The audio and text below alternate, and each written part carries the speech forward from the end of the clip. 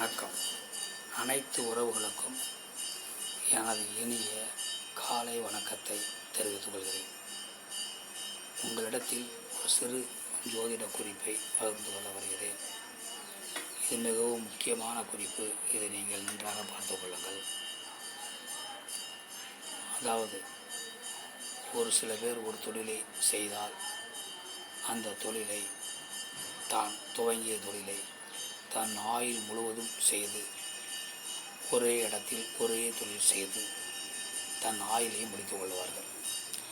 ஆனால் வேலையிலும் அது மாறுதான். ஒரு வேலைக்கு சென்றார்கள் அந்த வேலையவே தன்னுடைய ஆயுள் முழுவதும் செய்து அந்த ஆயுள் முடியும் வரையில் அந்த வேலையிலே இருந்து அந்த வேலையை நிறைவு செய்து தன் வாழ்க்கையும் நிறைவு செய்து கொள்வார்கள்.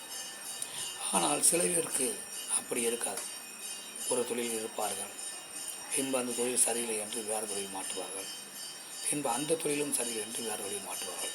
இப்படி தொழிலையும் மாற்றுவார்கள், இடத்தையும் மாற்றுவார்கள். இந்த தொழிலையும் இடத்தையும் மாற்றுவது யாருக்கு என்பதை நாம் இப்போது பார்ப்போம். ஒரு ஜாதகத்தில் குரு பகவான், உங்கள் ஜாதகத்தில் குரு பகவான் எங்கு இருக்கிறார் என்று பார்த்துக் கொள்ளுங்கள்.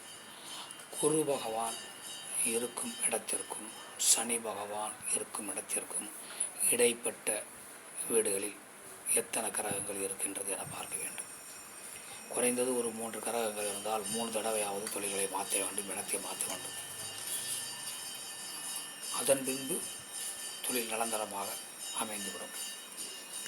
குருவுக்கும் சனி பகவானுக்கும் இடையில் எந்த விதமான கிரகங்கள் இல்லை என்றால் அவர்கள் ஆயுள் முழுவதும் ஒரே தொழிலை செய்து தன் ஆயுளையும் முடித்துக் கொள்வார்கள்.